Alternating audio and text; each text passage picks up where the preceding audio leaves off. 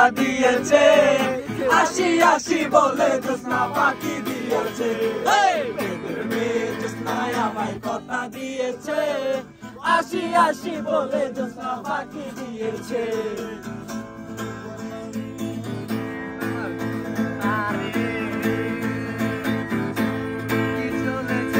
একা পথে সঙ্গী হলে দোষ কি তাতে, রাগ করো না সুন্দরী গো, রাগলে তোমায় লাগে আরো ভালো।